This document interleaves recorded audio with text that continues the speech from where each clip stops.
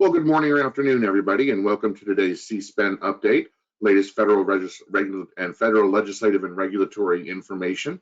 We will be starting here in approximately another 10 minutes, or actually 5 minutes, 6 minutes. So welcome to all of you who have already signed in. We'll be starting momentarily.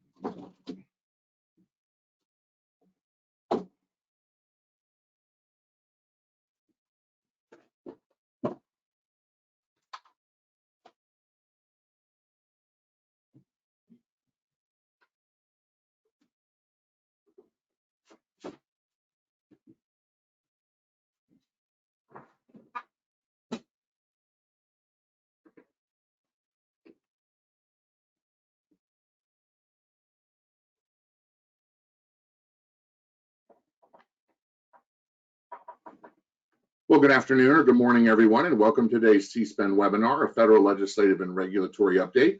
We'll be starting here in about another 2 to 3 minutes, but a couple of the normal reminders as we head into today's presentation. First and foremost, this presentation is being recorded, so there is the opportunity for you to review it again at your leisure on CSPEN's webpage. I also will be trying to answer questions at the end of today's presentation. There's a lot of new information and a lot of new things taking place, so I'll do the best I can to give you the most recent information available.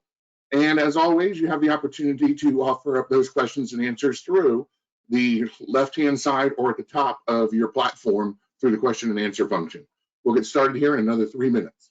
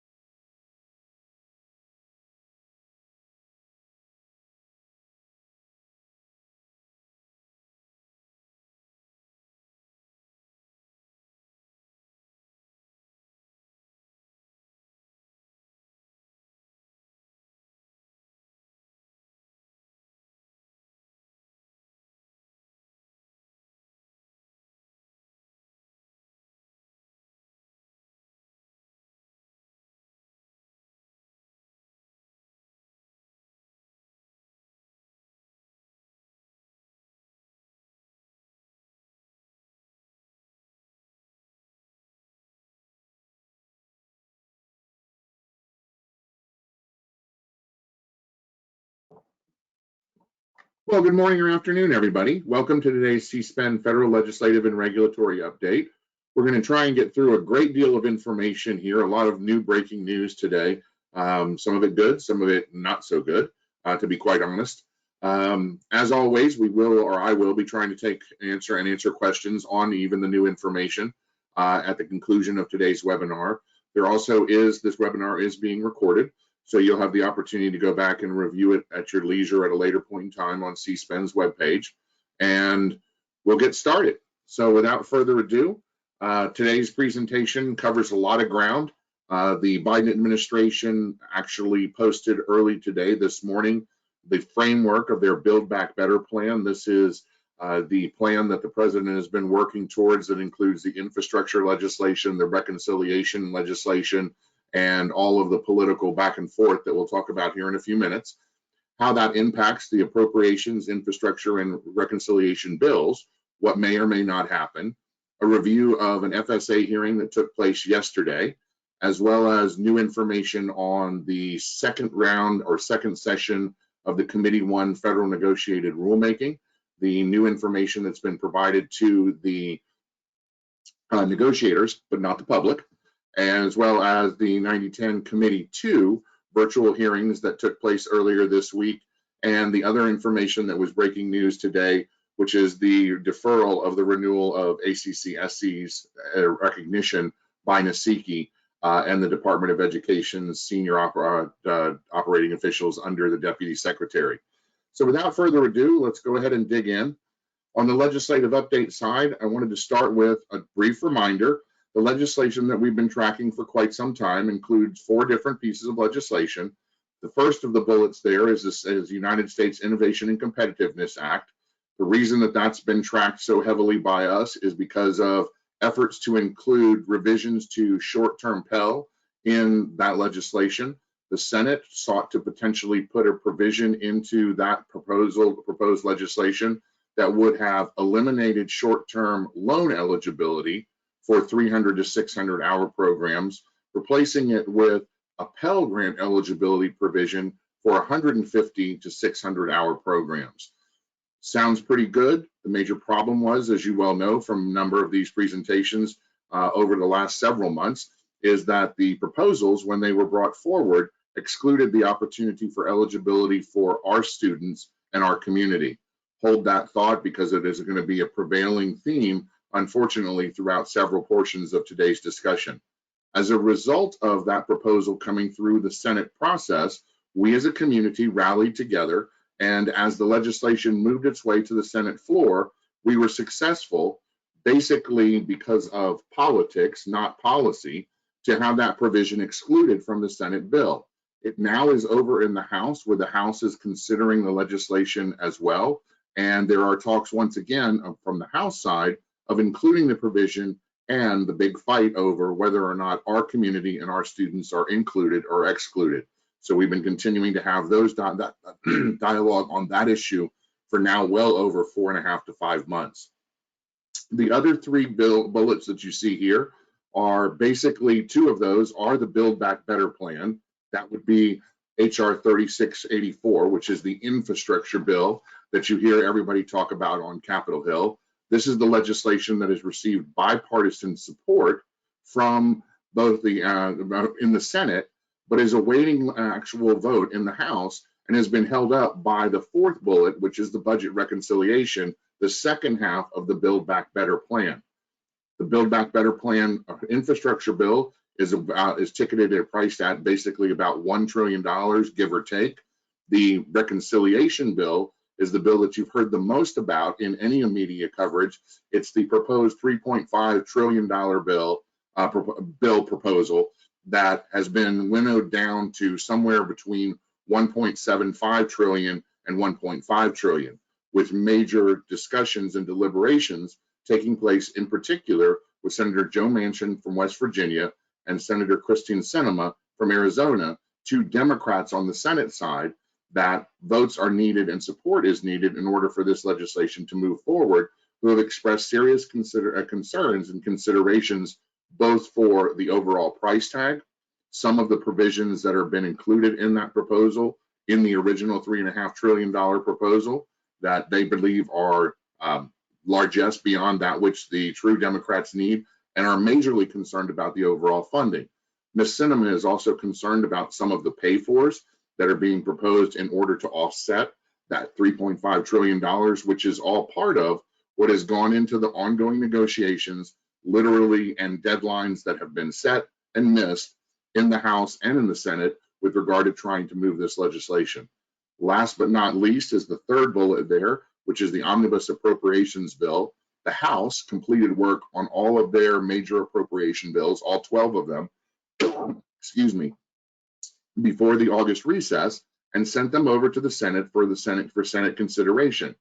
They packaged a number of those into HR 4502, which is a combination of 8 of those proposed bills, including the Labor, Health and Human Services, and Education appropriations. The one most readily importance to us, because as the name implies, it covers all of the education funding for the coming fiscal year, as well as all the labor funding under WIOA and other programs of interest, again, to our students and to our community. As it's come over to the Senate did 2 weeks ago announce their proposed spending levels to offset what the House had proposed. In just a little bit, I will show you both the presentation of current fiscal year funding, proposed funding by the President, as well as the House and Senate, as that legislation continues to move forward. Why is this also timely? Because again, the infrastructure and reconciliation bills, the most recent deadline, and again, there have been several others. There was one that was supposed to happen at the end of September. There was one that was supposed to happen before the end of the August recess. So as Congress continues to try and work through, and in particular the Democrats themselves in the House try to work through the weighing the request of the progressive wing of the party and the moderate wing of the party, the moderates that want the infrastructure bill done now and are willing to support and work with or they suggest that they're willing to work with the progressives on the reconciliation bill at whatever price tag, but need to get the infrastructure bill passed now.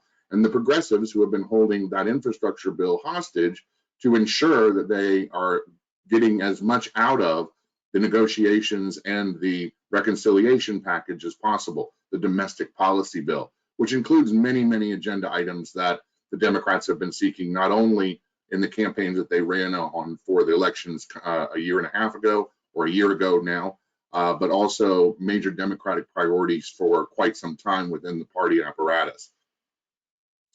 Similarly, the Congress is working on those appropriations bills, and the deadline for that is December 3rd. So all of these are the moving parts that we're watching and tracking and influencing as the process goes forward. With regard to that October 31st deadline, one of the major hangups has been, as I said, this ongoing battle between conservatives, moderates, and progressives on the Democratic side of the aisle. Not so much the Republicans, who have taken a hands-off approach until the Democrats could work it out amongst themselves on what the overall package is really going to look like, what will be included and what wouldn't. Well, today, earlier this morning, President Biden announced that he had a framework for the Build Back Better program that he believes will make it through Congress and has the support of Senator Manchin and Senator Sinema, and he hopes, and already went up to Capitol Hill today, to try and pitch to the Progressive Party to say, look, this is my agenda. We need, as a Democratic Party, to vote, even as currently as today, on the infrastructure bill, get that legislation moved forward so that he can sign it and act it, and move forward with all of the bridge and bridge and infrastructure construction and all of the proposals included in that $1 trillion deal.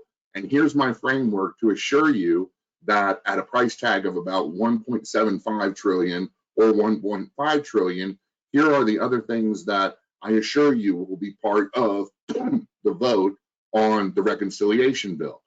And in announcing that, you can see here in his own words, he declared that this was legislation that he truly thought he could be able to have completed, and that the framework could pass Congress, and that he looks forward to signing it into law. And he wants the infrastructure bill moved as quickly as possible, as I just said. In discussing the framework that is part of this major initiative, he highlighted 4 key themes that are part of the Democratic planks that he ran on and others ran on. They include, as you can see here, transformative investment in children and caregiving, combating climate change, expansion of healthcare coverage, as well as significant investment in middle-class domestic policy.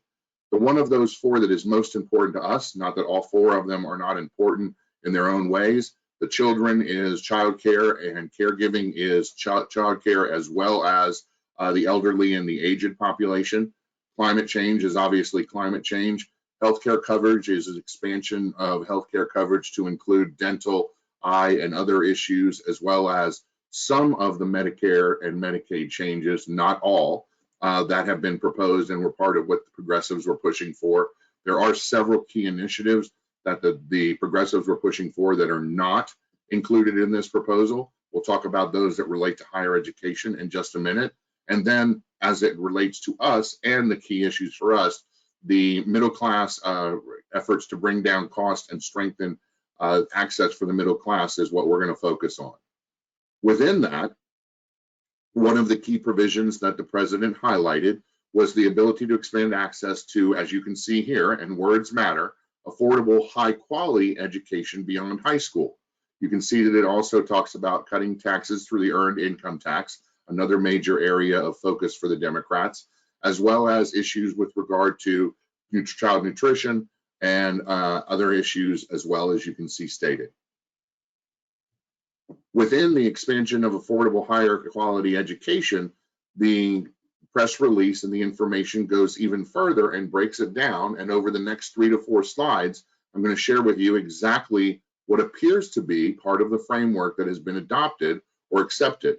The first of which, as you can see here and highlighted in bold, but also highlighted in red, is a statement that the framework will increase the maximum federal Pell Grant by $550 for more than 5 million students enrolled. And this is the part that is important: public and private nonprofit colleges, and expand access to Dreamers.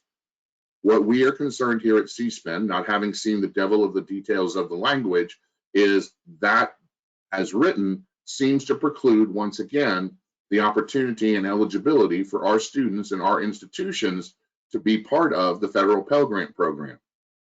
We've seen other areas to limit Pell Grant eligibility, most notably with Second Chance Pell, but never in the broader utilization of the federal Pell Grant programs and the overall general fund for Pell.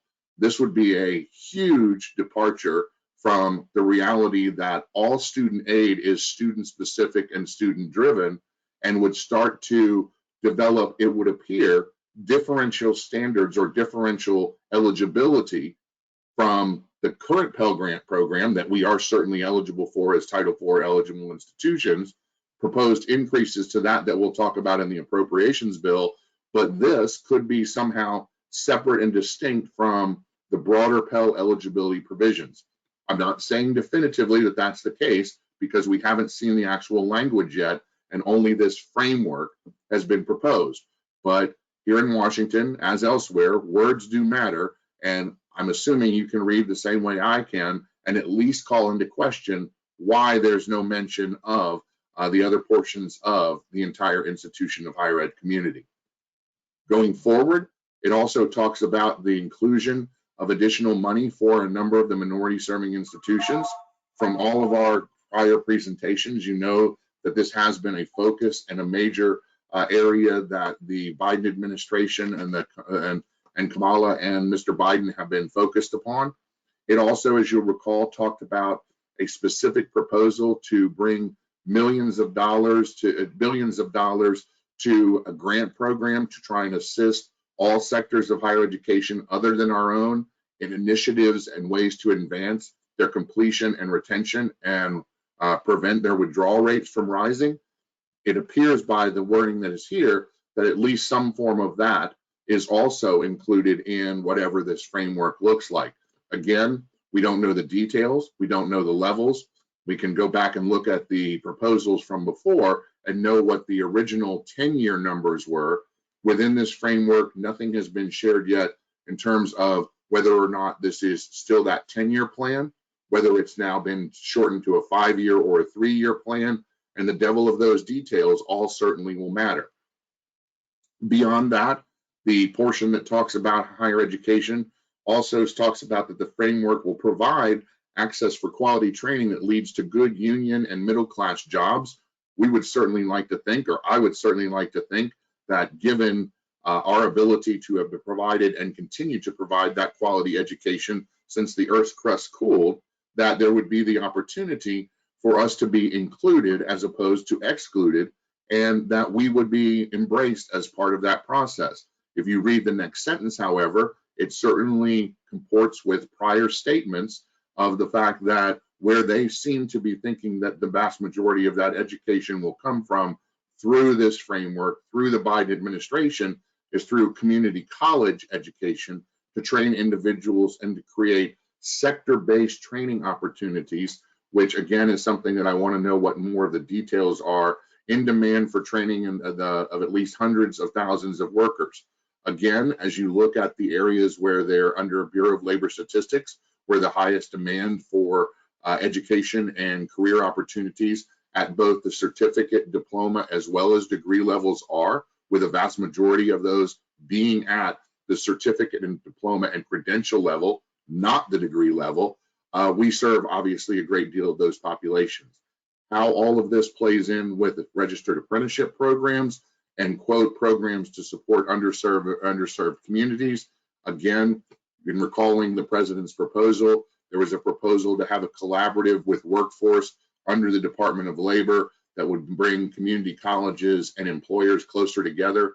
Think the advisory boards that once again you all have had for time immemorial, as all portions of where new funding seems to be going under this framework, but again, targeted towards specific sectors within the institution of higher education population, and maybe not to the betterment of all student access to all of the various options that are available to them. As a conclusion to that, it talks about a 50% increase, 50% increase for workforce development funding for each of the next 5 years. Again, that would be a substantial increase in WIOA and other forms of labor workforce funding. WIOA doesn't appear to be where we have been taken out of the equation, but again, until seeing all of the devil of the details, we don't know for certain. and we don't have the details on, is that all through WIOA? Is that through other forms of new collaborations, community college with employers and other minority serving institution collaboratives that were part of proposals that the Biden administration put forward that we aren't included in? All of this to say, once again, the framework certainly signals a continuation of the desire for the Biden administration to push forward with their Build Back Better initiative and efforts to try and get the infrastructure bill done, so that then maybe these funds through labor and other education, higher education, certificate, diploma, and credentialing opportunities could be part of the ability to provide what's needed to support those infrastructure bill builds of our bridges and our nation's infrastructure. As you can see at the bottom of all of these pages, I have included the actual link to the press release so that you can go read it in its entirety if you would like. Why is all of this important? Well, as I said before, what's happening right now is literally a Democratic issue. And it comes down to, more so than any of the Republicans, because the Republicans aren't going to support this, is whether or not the Democrats can rally enough of their entire party, particularly in the House, to support this pared down version of the domestic policy side of the Build Back Better plan.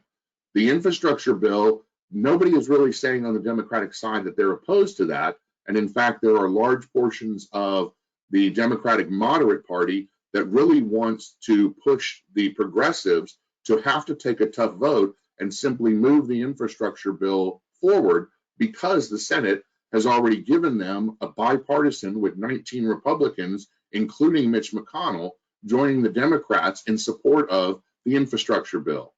What's holding it up is the progressives, who again believe that they ran on a specific number of issues and that these are high Democratic priorities, and that the opportunity to obtain them or attain them falls heavily on whether or not they can ensure that that legislation gets voted on as well and doesn't get left behind after the infrastructure bill is passed. One of the key individuals centrist to this debate, along with Senator Manchin and Sinema, which I'll talk about in a minute, is Representative Jayapala, who has been leading the progressive group. You see her on TV a lot, and a lot of on all the different stations and the like. When this proposal was brought up to the Hill today, she said that it was a leap of faith. She's, in her words, that the administration, meaning Mr. Biden, as well as Speaker Pelosi, would still expect all of the progressives, some group of 60 plus Democrats, to accept just this framework without more detail and without knowing yet again the full cost of the price tag of what they're getting for their vote on the infrastructure bill. And so this is still not a done deal. Moreover, if that weren't enough, you still have Senator Sinema and Senator Manchin, who have said that these are good faith negotiations, and while they are appreciative of the work and the framework that has been put forward, they still have not said definitively that they would support the reconciliation bill. Why is that important? Is because even if the progressives and the moderates on the House can come together on the reconciliation package and move that over to the Senate, without the two votes of Mr. Manchin and Ms. Sinema, the legislation would fall short of the 50 votes needed to pass, assuming once again that no Republicans are going to vote for any portion of this increased domestic policy agenda. So you can see again where the tensions are and where all of the questioning of all of this is. One thing to note is, even as I went through all of the framework, one of the things that we at CSPEN and others reported was dropped out basically a week ago in these good faith negotiations was free community college. The notion of spending over $104 trillion to provide free community college for all has been jettisoned from the proposal, but it certainly shows that while free community college has been jettisoned, the ability to target and focus, or in my words, channel individuals towards community colleges for the very education they could receive of quality within our community is through that community college system, and that the department and the Democrats are willing to try and give grant assistance and other funds to make that transition better, to support ensuring that there are larger completion rates at those institutions, and that the collaboratives, think of your advisory committees that, again, you all have established and had a rapport with for a long, long time, being supported through government funding for the community colleges to build back essentially some of the things that many community colleges moved away from in their attempts to essentially be the feeder programs, the 2+2 programs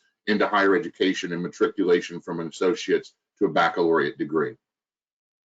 I digress. Moving now to another key portion of it, I said that we would share with you the appropriations money, the fiscal year that started actually at the beginning of this month on October 1st, and the Congress is trying to catch up with making sure that all of their spending can be completed. Remember, a December 3rd deadline to try and have all of this legislation passed. Within the Labor, Health, and Human Services and Education portion of the proposal, the key points that I wanted to bring to your attention are the fact that there are recommended increases in the actual overall spending in the Pell Grant program, and an increase in the actual amount of the grant assistance. Both the House and the Senate, as you can see from right here, have brought forward a proposal for a $400 increase in the maximum Pell. That would be for the for academic award year FY22, July 1, 2022 through June 30, 2023. It would build on the existing year $6,495 maximum federal Pell. This is important and things to keep in mind here. As we look at 2022, it'll be the last year before in 2023 and 2024, we start to see the transition into the FSA simplification and the FAFSA simplification proposals, which will change the way in which the federal Pell Grant program allocates or determines the awards and allocations for the federal Pell Grant program. So these trend lines are important, but it also is going to be interesting to see as we look at the next legislation and how it impacts these numbers as they go forward. Also important to note, a number of the campus-based aid programs, SEOG and work study, see proposed increases. That's why they're in green here from the existing levels. Coincidentally, the president did not propose increases in SEOG and work study, but Congress has. Similarly, there seems to be a difference of opinion with regard to public service loan forgiveness expansion. The temporary proposal that you just saw last week and the week before, the administration bring forward in discussions around providing a window from October through October of the next year and next year or so to enable individuals that transitioned away from and went from a FFELP loan to a federal direct consolidated loan, maintaining their eligibility of on-time repayments over that 10-year window. Unfortunately, in the interpretations that were done previously, as soon as an individual transferred from one loan program to another program, the way the statute and the interpretation was done, you had to start the clock all over again for your 10 years of consecutive on-time repayment.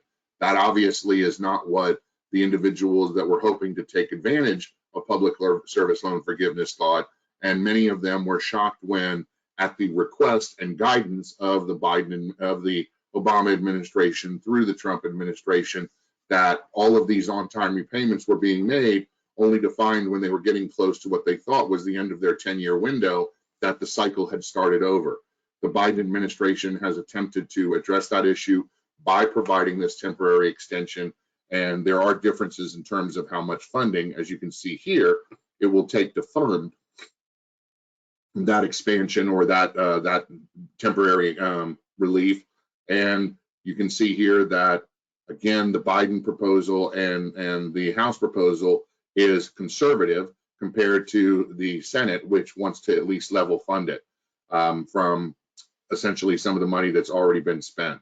With regard to career and technical education, you can see here once again that the president chose not to increase the state grants, but did choose to enhance the national programs, whereas the House and the Senate proposed to increase both the state grant and the national programs. What's also important to note is that you'll recall that a major issue in the House proposal were efforts to propose a change in the 90-10 rule, moving the actual computation, meaning the threshold percentage, from 90% back to 85-15, and making it so that an entity has to show that it derives 15, not 10% of its funds from sources other than currently Title IV, moving forward, all federal education assistance funds. That provision is not included in the Senate proposal that was brought forward. What was included in the Senate proposal, and is of importance to note, was what they call report language, or guidance by the committee, that spoke to issues and concerns over conversions from private for-profit to private nonprofit status, and encouraged the department to enhance its oversight not only of that issue, but also of potential issues with regard to utilizing the already established capabilities of the department for personal financial liability in the event of school closures.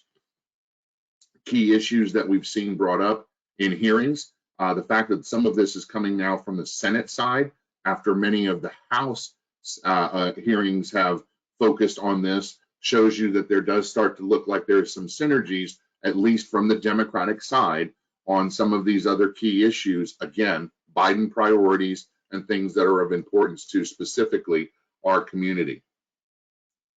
From our standpoint and our community standpoint, this should be a rehash for all of you.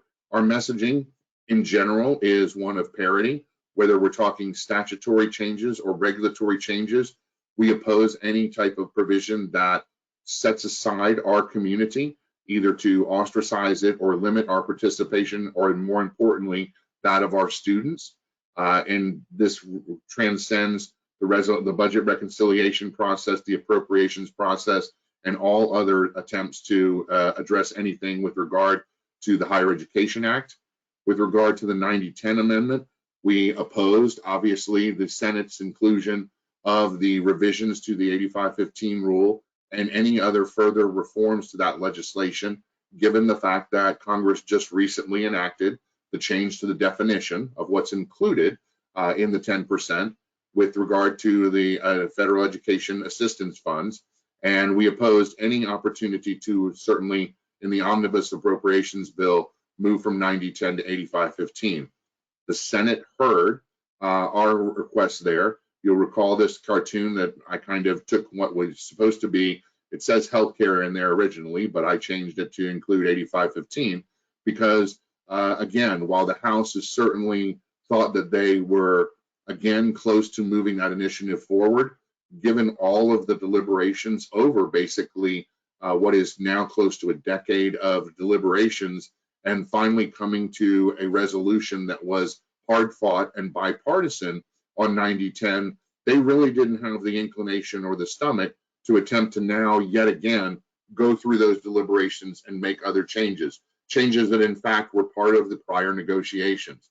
So it was not surprising to us, but we had to do our work, and we have to continue to do our work that ensures that the Senate version with regard to 90-10 is what's included in the final draft and the final enacted legislation for the FY22 appropriations bills.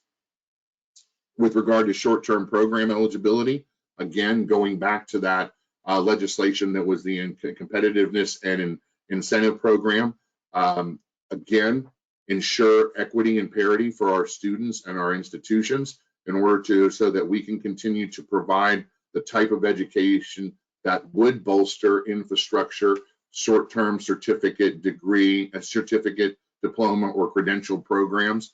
One of the things that has come up several times in the media of late is the dearth, the limit, the lack of truck drivers to help move with the infrastructure bill, and when the infrastructure bill likely does get passed, to help move everything to help and support the infrastructure bill. That there are right now some 70,000 plus openings for commercial truck drivers.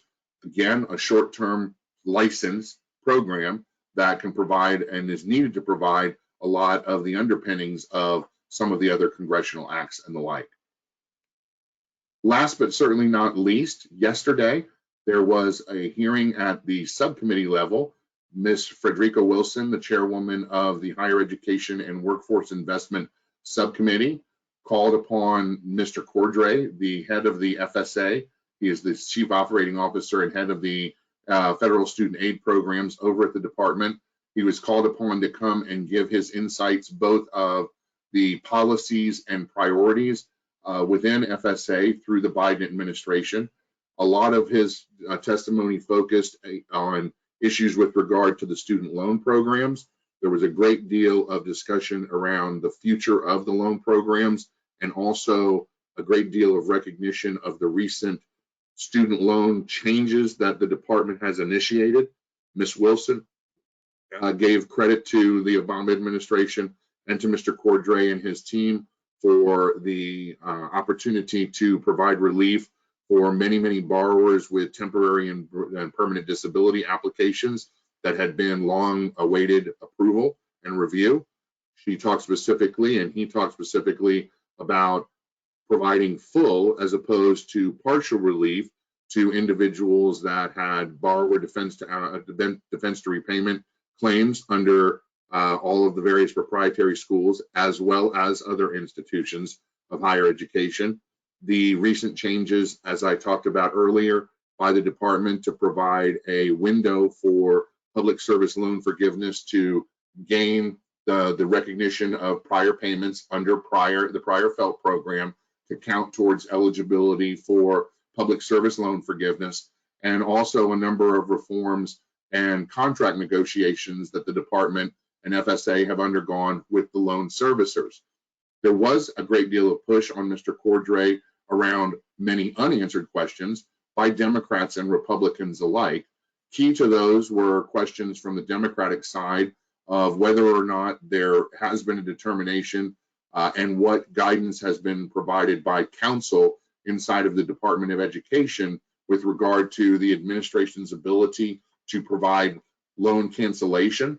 You remember that one of the major planks of the Biden-Harris ticket was the opportunity to try and provide $10,000 to $50,000 in loan debt relief, which has not happened and is frustrating many in the progressive wing of the party, to say nothing of a number of the student population that among many other debt-related issues are not seeing the swift addressing of those concerns as they thought would be coming from the Democrats. There were also discussions in that vein around what the plan is for the future when on February 1st, the basically 18-month to 2-year window will have expired in terms of providing students with 2 years, essentially, of relief from loan repayment, interest rate accrual, default payments, and the like.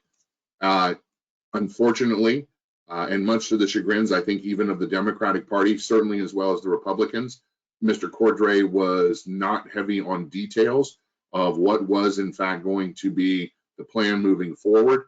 He did acknowledge that they were working very diligently on all of that information and would be providing things to Congress and to the community in short order in the near future. I was interested, and if you recall, CSPEN was one of the first to break the notion of opportunity fresh start. And in fact, the second question that Ms. Wilson asked was, what is Operation Fresh Start? As CSPEN had provided for you based on information and intel we had, he did say that it was default based. We expected that to be some of what was going to be announced last week. Again, instead of providing default and some of the questions around default and potentially the path forward, they focused on the servicer contracts and ways in which they're hoping to improve customer service and the other aspects of the programs going forward, but not focused on the borrower side. It was more lender focused in their initial announcement. We do anticipate that there still will be announcements coming from both the White House and from obviously the Department of Education in tandem around both how defaults and how the reset is going to be handled as we get closer and closer to February 1st. Republicans expressed a great deal of concern for the fact that here we sit essentially November 1. We have November, December, and January, roughly 90 days before this reset and the flip is switched back on. And students haven't been notified or started to be made aware of the fact that their obligations will trigger once again February 1st. What type of transition needs to be done? What is being done given the departure of FIA and some and their loan portfolio, as well as Navient's loan portfolio being transitioned over to another group, how all of this is fitting together and what confidence Congress should have in their preparation and their ability to have a smooth transition back to the full loan programs come February 1st. Again, not a lot of detail was provided. From our perspective, meaning the proprietary community's perspective, there was also talk about the recent announcement of reinvigorating the enforcement unit that the Democrats assert that the DeVos administration had let go idle, and that Ms. Wilson, as well as many of the other Democrats, focused on the desire to utilize that for additional oversight. She praised the announcement that that was coming forward. They also talked about the desire to move forward on borrower defense to repayment in further detail. Mr. Cordray acknowledged that that was currently going through federal negotiated rulemaking. One of the other issues that was brought forward by Chairman Scott, the full committee chairman, was concerns yet again over personal financial liability, and again the ability or the desire to see the department potentially utilize that, or at least signal there and make clear, maybe similar to the way the FTC recently attempted to make clear to institutions of their need to comply with the FTC misrepresentation rules, that institutions need to be aware of the potential for personal liability in the event of school closure. Mr. Cordray said, I see eye to eye with you on that particular point, again signaling that the notion of all of the collection that we've seen ramp up on the data around ownership interest in our sector, whether that be the HERF signatures and the HERF reporting on the HERF 3 accounts, or in every institution's case that is going through renewal with the department, all of that data is once again being targeted for assurances of collection. Not that it's not already on your e-car, but again, the signal and the message is out there that this is something that the department, a tool in the department's toolbox that they might be looking to utilize more often in the future. In concluding, there were also questions about the future of the programs with regard to FSA and FSA simplification. He has acknowledged that they are continuing to work on those proposals, but again, light on details of the future, heavy on the focus of the things that they had done that were ticks off on the checklist of the Biden administration's checklist coming in to the first term. Switching now to the regulatory side, breaking news. I'm sure many of you read our announcement earlier today, as well as saw media coverage on this as well. The department just today announced that they are in the process of seeking additional information for re-recognition status of 9 accrediting agencies, and asking from the senior department official, who is right now the Deputy Undersecretary of Education, to provide more information and how to look at their renewal in light of some updates that the NASICI and the department are putting forward. Think of this once again as stronger enforcement and stronger desire to show that the standards and criteria that are used to establish accreditor eligibility are being followed significantly, including with the updates. What was also included in that, in the fine print at the very, very bottom of the announcement, was the fact that the senior department official also said that they are deferring the decision that was provided and the recommendation provided by NASIKI, the actual advisory board, and the staff with regard to ACCSC's accreditation and the proposed 3-year term that was brought forward by the staff, and the 5-year that was originally brought forward by the staff, 3 years that was amended by the NASIKI Commission, in lieu of getting additional information to be provided to the department, and then a review both from on the information provided by AACS, as well as a review following that by department staff. This is the actual lead-in to the 6-page letter that was sent yesterday. In large part, here are some of the relevant portions of the letter. What the senior department official stated was that due to the emergence of information that was not previously considered in the assessment of ACCSC's recognition, that they are postponing or deferring. It says postpone here, it says defer at the end, a decision on AACS's further re-recognition in order to provide the opportunity for more information to be provided. The justification for that is due to the timing and the closure of CEHE and concerns about how ACCSC provided or dealt with the closing or the future examination of that institution and its closing. What they asked for as part of it was that there be that both ACCSC and the staff review the information that you can see here on how all of the actions with relation to CEHE were conducted. You can see the 3 things that were included here. And then they specifically said that they would like specific re-recognition criteria related to these 3 standards to be justified based on what they witnessed or what they perceive that they witnessed in ACCSC's handling of that school closure. In conclusion, it set forth a timeline where from yesterday, ACCSC has 75 days or until January 10th to respond to the senior department official's request.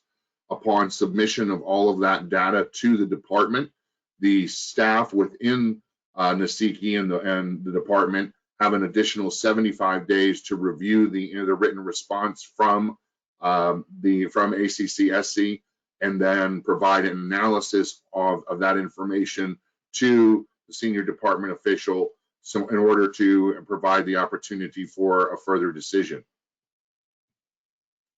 As you can see, their current recognition is extended throughout this process, but this certainly is different than what was anticipated, which was that based on a hard-fought and highly deliberated set of discussions at the NASIKI meetings in which 3 years was granted, that to move to this additional reporting and holding in deferral and postponement a final decision is certainly disconcerting, to say the least, not only, I'm sure, to Mr. McComas and ACCSC as an accrediting agency, but certainly to all of the institutions that are under ACCSC's recognition. I don't have any further details.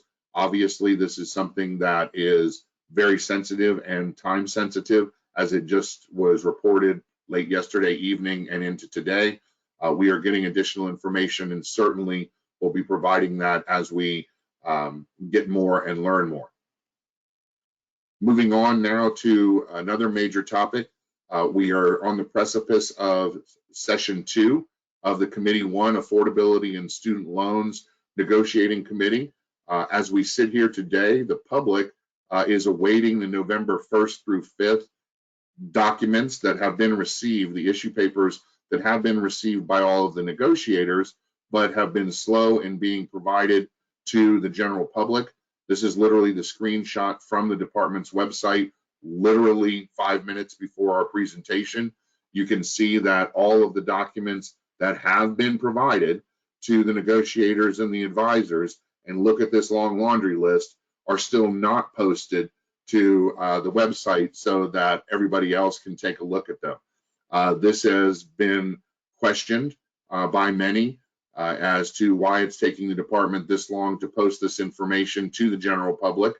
They say that, again, they've met the primary protocols, and the primary issue, which is to put it in the hands of individuals like our two negotiators on behalf of our sector, Jessica and Dr. Colvin. And I know in conversations that I've had with people that they are working very diligently on the review and the preparation for our next round of negotiations, as is Dr. McComas as a alternate negotiator on accreditation, and others within the community. As we get more information in detail on these issues, we will share that with you. I can remind you that while these issue papers, and I kept in the department's initial observations and proposed solutions, I can tell you that there has been significant changes to both issue paper 2 on closed school discharges and the three preparation pages on BDR with regard to adjudication, the post-adjudication process, and also recovery from institutions. You may recall that while some of these 3 issues on BDR had regulatory language included with them, the adjudication process and the post-adjudication process were not fully fleshed out and vetted in the first round of issue papers that were provided. There is a great deal more detail that has been provided now. I've heard varying opinions from people who have had an opportunity to see and review the documents.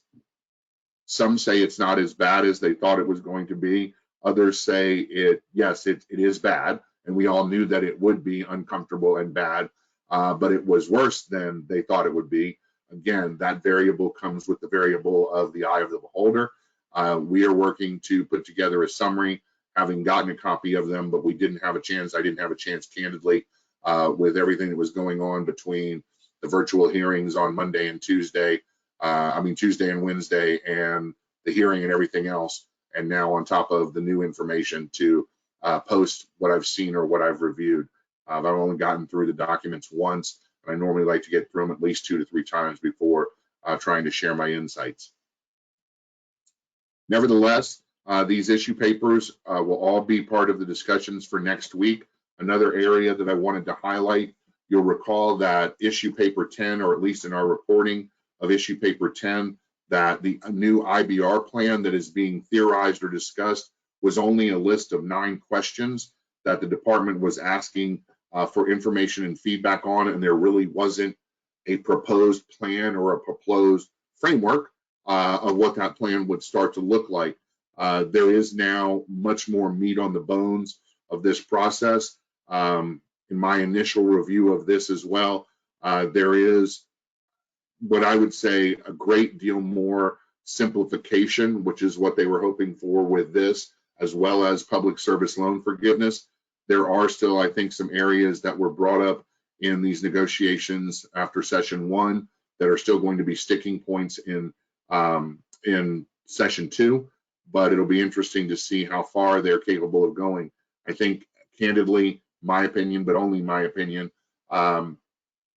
thus far, that maybe they have gone a little bit further than in some places than where the statute would allow. It will be interesting to see. Now, that doesn't mean it's not beneficial to the borrowers, but I'm not sure whether or not in an interest to try and be very deferential to the borrowers, if they may have gone farther than what the statute would allow. Maybe not what congressional intent ultimately is, but what the statute stipulates, and the statute does drive the parameters for the regulations. So it'll be interesting to see how all of that plays out as we move forward. Committee 2 and some other updates here, and it's the last thing before coming to the question and answer side of our presentation here today, is I think many of you know that in the Federal Register from back on October 4th, there was the announcement that as part of Committee 2 and the issues that were part of the original notification of the department of their intent to do negotiated rulemaking, that they were adding 90-10 to that grouping and that pairing, and that as part of that process, they were going to hold 2 virtual hearings, one the afternoon of the 26th and the second, the morning of the 27th, providing two-hour segments of opportunity for the community to provide recommendations around the statutory revisions in the American Recovery Plan Act that focused on changing the definition of Title IV funds to all federal education assistance funds for purposes of the 90-10 calculation, and also codifying in statute what is already in regulation, that all federal aids and proceeds would be counted first for purposes of making that determination. Well, those virtual hearings were held on Tuesday afternoon and on Wednesday morning. Interestingly enough, as you saw in CSPEN's reporting, out of a possible 4 hours of opportunity for presentations in 3-minute intervals, the department literally only found individuals willing to provide verbal testimony for the first hour of each of those two presentations. Again, ironically, it was roughly 40 people total, 39 to 42, depending on how you count it, of individuals that signed up, and then some 39 of those that did actually present. It was a 50-50 split between those who are strong supporters and proponents of moving forward with the congressional action, some hoping to even expand it candidly beyond the intent of Congress and what the statute brought forward, and those sharing their concerns about not only the change, but the change that is in statute and now must be addressed, and how to equitably incorporate that into the regulations, and what potential ways in which to address fairly and equitably these determinations in this calculation, and how to define federal education assistance funds should move forward. As you would imagine, those that were in favor of this say that it was long overdue. You had many individuals and many groups that have said that they have been fighting this battle for upwards of 10 years, and it is about a 10 to 12-year window since the last time we had HEA reauthorization. So therein lies your window of when and how long they've been fighting to have changes. We've been opposing and fighting to maintain the rule as it is. And with the changes that were made, they not only urged that the department make sure that, in their view, there were no carve-outs or other attempts to limit eligibility or seek modifications that would dilute the impact of trying to, in their view, protect students, whether those be military, active duty, veterans, or individuals outside of the services, from institutions that cannot show at least 10% of their revenue is derived from somewhere outside of the federal government. And again, that is the big question, is how do you define that? They also, in some instances, were looking to push further than what the statute candidly changes were made, to delve into other issues beyond just how to define federal education assistance funds. So we will obviously continue to try and prevent that from being included in the negotiations going forward, and asked on our side, the opponents, asked the department to do a number of things, not the least of which was truly limit the negotiations to only the definitional changes and not go into computation and other issues to the degree that it's not necessary to do so, that potentially this be an issue that be brought to a subcommittee instead of negotiated through the full committee, given the fact that this is added to all of the other issues that you see here. There is, I think, a legitimate question of, can any one committee get through changes of ownership resulting in change of control, read that as institutions going from private for-profit to private nonprofit status, the certification procedures, read that as making sure that, once again, the enforcement triggers are there for personal financial liabilities, standards of administrative capability, read that as tightening up the requirements of how effectively you do your job for there and under the financial responsibility sections, number 3 and number 5, and gainful employment, and now adding 90-10 to that, there are legitimate questions as to whether all of those should be full committee work, or like number 4, ability to benefit, which is literally a provision that certainly, while part of the Higher Education Act, only affects a smaller portion of institutions, those that participate in career pathways programs and other forms of the aid programs under ability to benefit. Still some in our community, but fewer than certainly was the case back when there was the testing that was the eligibility, the potential eligibility threshold to receive federal funds under ATB. But because that's a smaller subgroup of the overall higher education community, and 90-10 is certainly solely related to eligibility for the for-profit sector, should that also be broken out as a subcommittee? The potential is there for the department to maybe consider that.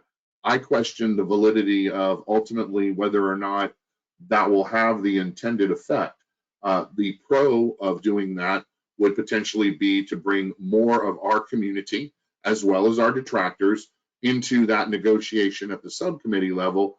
But we know in reality that regardless of what the subcommittee were to come up with, it is presented to the full committee, and ultimately it's the full committee that has the authority and the power to either vote up or vote down what is being presented.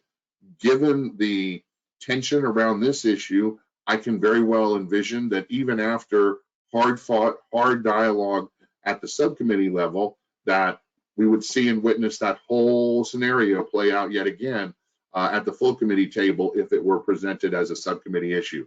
But nevertheless, several in our community have put it forward. Again, it is a valid request. I just don't know whether or not I can see both sides of it, as I'm sure the department and others can.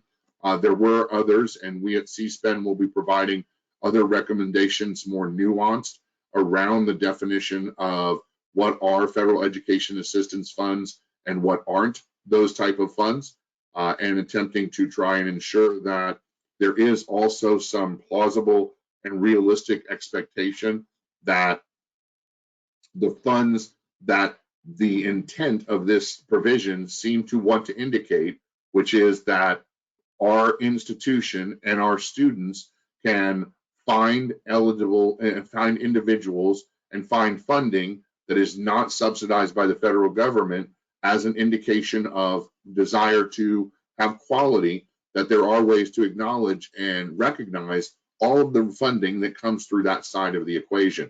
Again, we've been beaten back and beaten down in prior attempts to say, if this is really what the equation is all about, then you've got it backwards. And what should be looked upon is, can you prove before federal funds that the individual or individuals have other forms of funding through their own devices or through employers or elsewhere that they have been they're bringing to the table to count first, not last, for purposes of this equation. It also bears the discussions around the inability of our community to limit the eligibility, the fact that the funds in all cases, certainly within the Department of Defense and VA and elsewhere, those individuals have earned those funds and paid into the earning of those funds, and they are their funds, and yet now those are very likely to be included on the other side of the equation for purposes of these determinations.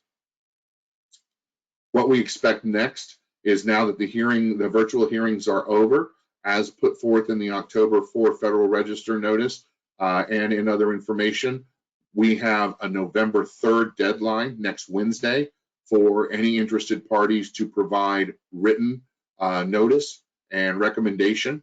CSPEN, as well as I'm sure many, many others, will be providing those written notices. I don't think that the fatigue or the limit on the number of individuals that presented verbally is an indication that there is not certainly passion and additional recommendations and focus that will come forward on this issue. I candidly, as we wrote, think that there is fatigue around the issue, but I do think that there was also a number of other issues playing into why the verbal testimony was so limited. I think part of that has to do with the fact that you want to keep your proverbial powder dry and not share too much of your recommendations until you're actually in the process, less your critics or your detractors would have more time even prior to the negotiations to potentially try to undermine or thwart those efforts. There's also the recognition and the realization that there's a lot going on right now, and that there, with so many things going on, very few people had the ability or the opportunity to necessarily shift their focus from so many other compliance issues and other issues with regard to COVID. You go down the list, that it was not necessarily something that they could take time out of their day to do, but they can work towards submission of those comments by the November 3rd deadline. And then there is, again, as I said, I think that there is candidly a certain amount of just general malaise and fatigue around 9010, like some of these other issues, because they have been negotiated and discussed and deliberated since 1998 in regards to the 9010 and 8515 rule, and certainly for shorter windows but lengthy decades or more of discussions around gainful employment and some of these other issues. Be all of that as it may, after November 3rd and the deadline, the department will take all of the recommendations. They will do a review of all of the verbal as well as written recommendations. They will make determinations of what within 9010 is probably subject to the negotiations, in addition to those other issues that I alluded to earlier on this slide, and will announce probably at the end of November or in early December their intent to establish Committee 2.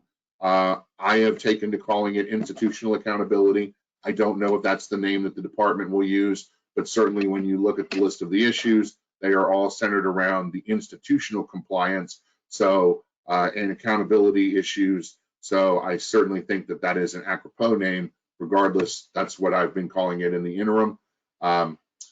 When that is posted, the department will again seek requests for nominees. We'll look at that point as to whether or not ability to benefit and potentially 9010 are subcommittee proposals or not, and whether or not, and the body of which of what will be negotiated. We, like many, many others in all communities, will look at who are potential nominees and individuals best suited to engage in the process of negotiating all of these critical issues. You can imagine that once again, in certainly CSPEN's reminder, as we did in the prior written submission to the first round of requests for comments on the broader list of 13 to 14 issues, we will once again be seeking the opportunity for more individuals within our community or with familiarity with key issues or key specialties be involved either as negotiators or as advisors. That new category of advisors, I do believe, has the potential, no assurances, but has the potential to at least offer up individuals like CPA groups, legal groups, and others to be major components, if not lead negotiators, supporters at the table or in the course of the discussions that are going to be very, very necessary as we look at things around financial responsibility and administrative capability regs, anything that may have to do with composite scores and some of those other thresholds and how they interact with some of the other proposals that may or may not be included. What can be done with regard to seeking personal liabilities from entities that have venture capitalists and other groups that are not geared to have the piercing of the corporate veil, and a number of those other types of issues that I'm quite confident will be part of those negotiations. Nominations will be submitted sometime probably in early December. The department likely by the end of December of this year or early in January of next year will notice the individuals that have been selected. Keep in mind it'll probably be January because if passed as prologue, they only let the individuals for Committee 1 negotiation know about 8 to 10 days before the start of the negotiations who they selected for that group. I hope they'll provide a little more lead time this time, but the belief is, and all indications are from many conversations I've had with department officials, that sometime in January, I suspect the latter half, the late part of January, we will see the first of the 3 sessions of Committee 2 focused on these issues. With that, I will turn it over for questions and answers. A lot to have gotten through in an hour and 10 minutes. I can go in depth on any of the rest of this stuff a little more if any of you would like, or I can let you go for a Thursday afternoon and let you kind of try and digest all of what's going on. Needless to say, a very, very frenetic pace and a very busy time here in Washington these days. Not that it isn't always, but as you can see from just what I went through and just the issues that came up literally within the last 48 to 72 hours, there's a lot to take in, a lot to distill, and a lot to do to prep for a full week of the second round of negotiated rulemaking next week, the November 3rd deadline for recommendations on 9010, and certainly watching all of the negotiations up on Capitol Hill to see what does happen with the infrastructure bill, with the reconciliation bill in the near term, and what happens over the course of the month of November with the appropriation bills heading into December 3rd, and ensuring that appropriate provisions and support are included in all of those and not to the exclusion or detriment of our students and our schools. With that, leave it open for any questions.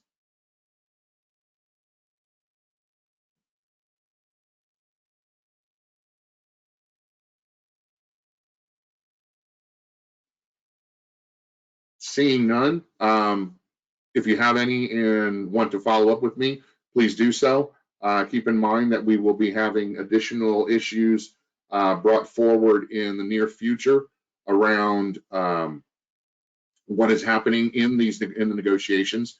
We at CSPEN are flying out to be part of Assets Annual Conference next week, as are other individuals. So I will give you a full rundown and summary of Monday. I will be in the air on Tuesday. I will try and give a Tuesday wrap up once I get settled in Vegas, or try and watch it even on the plane if there's Wi-Fi.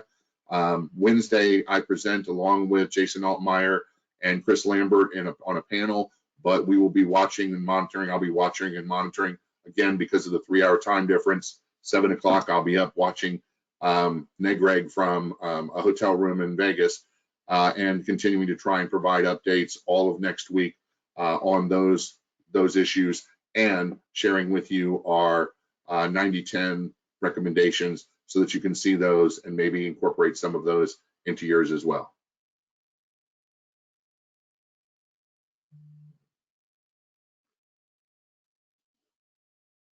Just out from the Hill, liberals on Thursday vowed to block the popular infrastructure bill. So there you go. Thanks for the additional information. As I said, I was cynical or skeptical of to the degree to which the progressives were going to accept even the framework. Thank you, those that just sent that to me. Nancy Pelosi announced plans to bring the bipartisan proposal to the House floor for a vote. The same, hold on.